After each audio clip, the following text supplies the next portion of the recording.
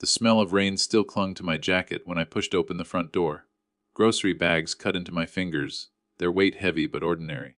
What wasn't ordinary was the silence that followed me in. Not the silence of peace, but the kind that waits heavy, like a loaded gun on the table. He was already in my chair. Harry sat sprawled where Martha once used to curl with a book. Her leather recliner, the last gift she'd bought me before the cancer took her. His socks were off, his feet planted on the footrest, as if he'd earned the right to stretch out in a dead woman's memory. A half-drunk beer dangled from his hand, and the basketball game flashed across the TV in loud bursts of orange and sound. "Clark," he said without looking up, "grab me another one from the fridge, will ya? Corona this time. Cold." The bags in my hands dug deeper into my palms. I hadn't set them down yet. I'd bought those Coronas for him with my own money, though I'd never touch a drop myself. My back stiffened. "I just walked in," I said. "Let me put this away first." Now his eyes lifted, slow and deliberate, like a cat pretending patience. The same smirk I'd seen 100 times before stretched across his face. "What's the big deal? You're already standing." Something cold knotted in my chest. My house, my groceries, my chair. And yet I stood there, holding bags like a delivery boy. The kitchen door opened. Tiffany stepped in, dish towel over her shoulder, her blonde hair pulled into a tired knot. My daughter. She looked at the scene, then at me, and sighed. "Dad," she said, voice sharp in that way she used as a teenager. "Just get him the beer. Don't make it a thing." For a moment, I thought I misheard her. "Don't make it a thing." Harry leaned forward, sensing his victory. "See, Clark. Even Tiff agrees. That's how it works here. You live in this house, you pitch in. No backtalk. Simple." I finally set the bags down, milk sloshing inside, bread sliding sideways. "This isn't your house," I said, calm but firm. "I bought it. Paid every nail, every floorboard. This roof is mine." Harry stood then, his size filling the room. His shadow leaned across the grocery bags like a claim. "Funny. From where I'm standing, you're just another guest." And that's when Tiffany's voice cut like glass between us. Steady. Cold. "Dad, enough. Either you help Harry, and do what he asks, or—" She swallowed once, but the words still came out sharp. "Or you can leave." The moment stretched. I looked at her face, searching for the little girl who once clutched my hand during thunderstorms. She wasn't there. Only Harry's reflection in her eyes. My throat felt tight, but my voice didn't break. "All right," I said quietly. Harry grinned, already reaching for the fridge. "Good choice, old man." "About that beer." "I'll pack," I said, and the grin died. The suitcase came down from the closet shelf with a muted thump. I hadn't touched it since Martha and I had gone to Yellowstone on our honeymoon, when the world was still wide and endless. Now it gaped on the bed like an open wound, waiting to swallow the scraps of a life lived under my own roof.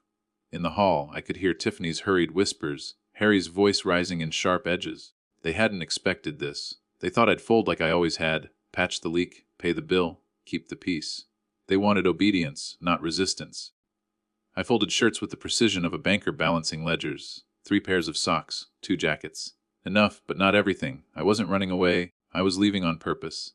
My fingers hesitated over Martha's photograph, her laughing face framed in a Yellowstone sky. I wrapped it in tissue, slid it between layers of clothes, and closed the zipper. The house creaked under my steps as I wheeled the suitcase down the hardwood floors we had refinished together, plank by plank. I paused once at the kitchen doorway. Tiffany stood there with her arms crossed, Harry behind her, a beer still dangling from his fingers. Neither spoke. The silence felt heavier than any shouting match. "I'll be gone by tonight," I said. My voice didn't waver. Tiffany blinked, as if the weight of her words earlier had just landed on her. But she didn't stop me. Harry tried to mask his unease with bravado. "Don't slam the door on your way out, old man," he muttered. The book started on the first turn of the key.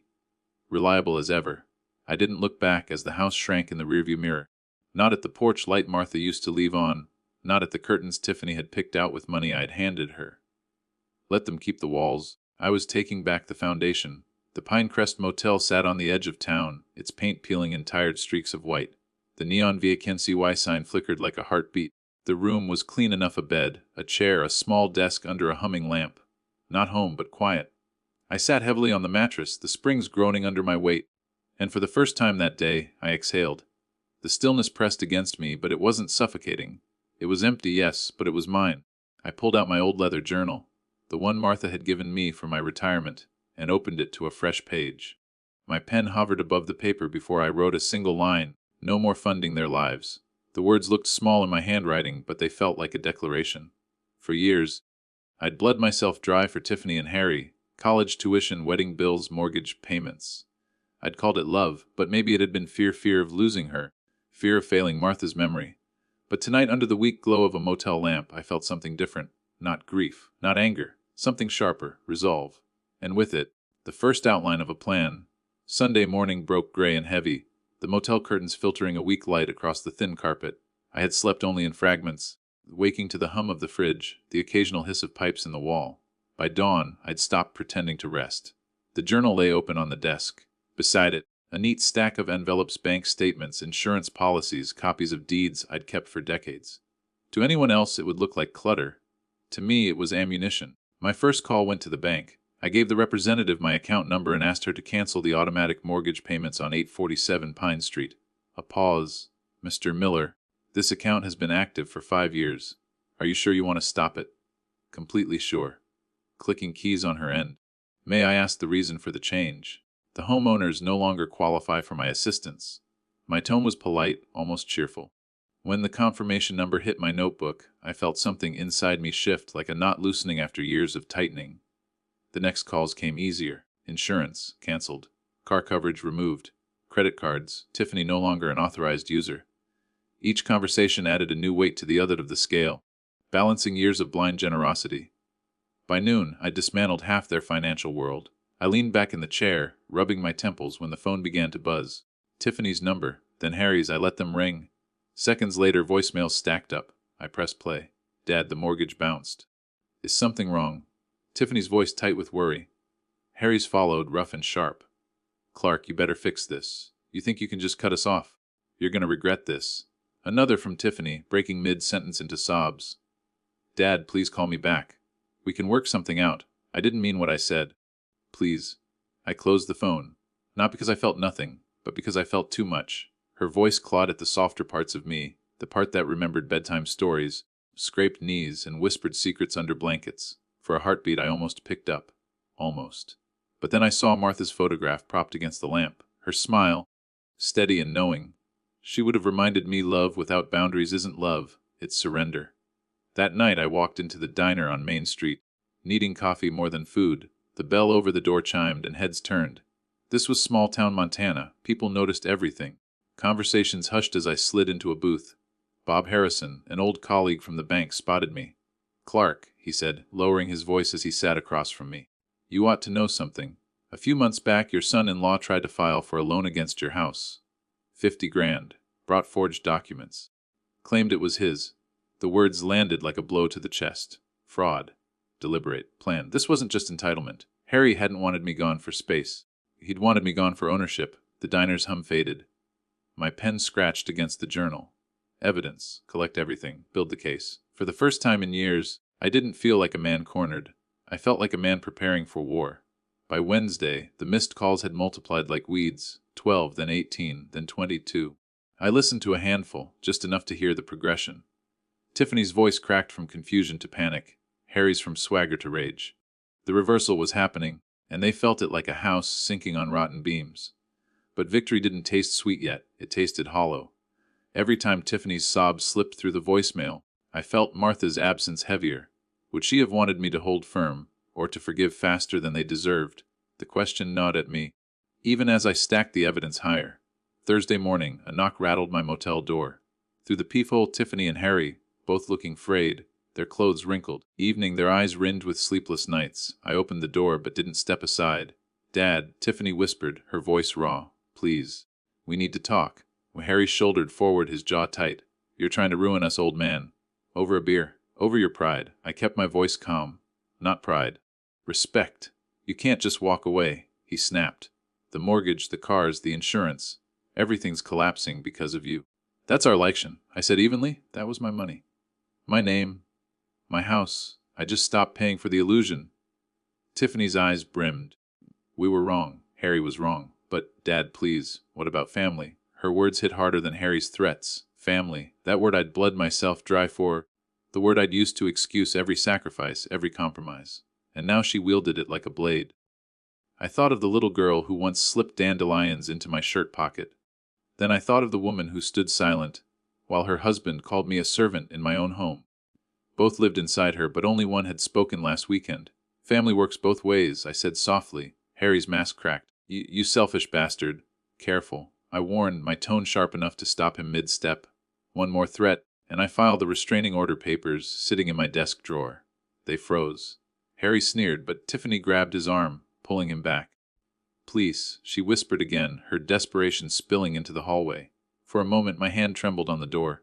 I wanted to reach for her, to tell her it would all be fine. But fine wasn't the truth. Fine had ended the moment she gave me that ultimatum. I left when you told me to, I said, my voice steady. No, you live with that choice. I closed the door before her tears could undo me. Back inside, the silence pressed like a weight. My chest hurt, not from guilt, but from the ache of finally enforcing boundaries after years of bending. I sat at the desk and opened my journal again. My pen moved fast, steady fraud, gambling, eviction, restraining order. The war wasn't over, it was only building, and I knew when the climax came. It wouldn't just decide my dignity. It would decide whether I still had a daughter at all. Sunday morning. St. Mark's Sanctuary hummed with whispers before the service, sunlight spilling through stained glass in fractured colors. I sat 3 rows from the front, Martha's old hymnal resting in my hands. My heart beat harder than it had in years. Word had spread. Everyone knew something was coming. A family unraveling had become small-town theater. Eyes flicked toward me, then toward the back doors. And then she stood. Tiffany. My daughter. She rose slowly from the last pew, her steps uneven but deliberate as she walked down the center aisle. The room stilled as if the air itself held its breath. She reached the podium, gripped its edges like a lifeline, and lifted her chin. Her voice carried, thin at first, but clear. I need to tell you all something about my father. The congregation leaned in. Even Pastor Williams seemed caught between prayer and anticipation. For 5 years, my dad paid for everything, my college tuition, my wedding, the down payment on our house, the mortgage, the groceries, the insurance, all while living on his own retirement. Murmurs rippled, but she didn't stop. 3 weeks ago, when my husband demanded that Dad serve him like a servant in his own home, I told my father he could either obey or leave. Her hands shook. Her voice didn't. He left, with nothing but a suitcase. Because I asked him to. I sat frozen, my throat tightening as if every word scraped against it. My father gave me love. He gave me security. And I gave him an ultimatum. She drew in a breath, steadying herself against the sea of faces. I was wrong. Harry was wrong. We humiliated the man who built our lives. We betrayed him. Silence stretched, thick and electric. Then she turned, her eyes locking with mine. No pleading now. Just raw truth. Dad, I can't erase what I did. But I can stand here and admit it, publicly. Because you deserve that much. The weight in my chest cracked. Sharp and unrelenting, my jaw trembled, but I didn't move. Not yet. Behind her, Harry shifted in the back pew, arms crossed, his face hard with fury. He hadn't expected this. His jaw clenched as whispers turned against him, as neighbors he'd charmed now measured him with suspicion. I saw it then, the divide. My daughter, trembling but honest at the podium. My son-in-law rigid with resentment in the shadows. One choosing truth, the other still clinging to lies. And in that moment, the decision I'd been circling for weeks became clear. I would not rescue Harry. I would not even speak his name. But Tiffany had chosen differently, even if it came late. The congregation erupted, not in applause, but in murmurs of approval, nods, tears. Pastor Williams stepped forward, his hand on her shoulder, his voice breaking. That's what courage looks like.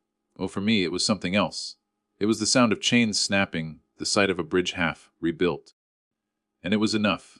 3 months later, I stood on the cracked sidewalk outside the house I once called mine. Only it wasn't mine anymore. Fresh paint covered the siding. Laughter spilled from the open windows, and a flag fluttered from the porch. The Montana Veterans Housing Initiative had finished the renovations. My home now split into 3 apartments, each for a family that had earned their place. Staff Sergeant Maria Santos, still in fatigues, was guiding her children toward the swing set a local carpenter had built. Their laughter carried on the autumn wind, sharper and freer than I'd heard in years. I smiled, a quiet kind that didn't need witnesses. This house had been paid for in my sweat, then nearly stolen by greed. Now it was safe, transformed into something bigger than me, stronger than betrayal. A place of service, not entitlement. I turned and walked back to my truck. The gravel crunched beneath my boots, the sound familiar, grounding. My new life waited 20 minutes away in a cabin by Flathead Lake. Small, simple, honest. 2 rooms, a dock, a chair by the window where the morning sun touched the water just so. It wasn't empty, it was peaceful. Martha would have liked it. My phone buzzed. A message. Dad. Counseling's hard, but I'm learning. I'd like to try again with you, not with Harry. Coffee next week. I stared at the screen. Tiffany had kept her word. The letter in the Tribune, the Facebook post, the trembling testimony in church. Harry had vanished not long after, swallowed by the debts he'd built. She filed for divorce, the papers signed quietly in a courthouse office. I typed back, "Coffee sounds good, Saturday morning, the diner." The response came instantly. "Thank you for not giving up completely." I set the phone aside and looked out over the water. An osprey circled, then dove, breaking the lake's surface with wings and talons in triumph. It rose again, fish flashing in its grip. For a long time I watched it climb against the horizon, higher and higher, until it was only a speck in the sky. Life had narrowed and widened at once. Narrowed to the essentials: coffee, quiet mornings, choices that were mine. Widened into something freer. No longer bound by chains I had mistaken for love. I thought of Tiffany, of the little girl who used to braid weeds into crowns and call them treasures. She had chosen truth, finally, and maybe, just maybe, that could grow into something new. Not the same, never the same, but real. The lake rippled gold as the sun dipped low. I breathed in the cool air, steady and unafraid. The past was behind me, the house was alive with voices that deserved it, and the future, whatever shape it took, was no longer a burden. Sometimes dignity doesn't roar. Sometimes it just whispers, steady as water against stone. You endured, you chose, you are free. And that was enough.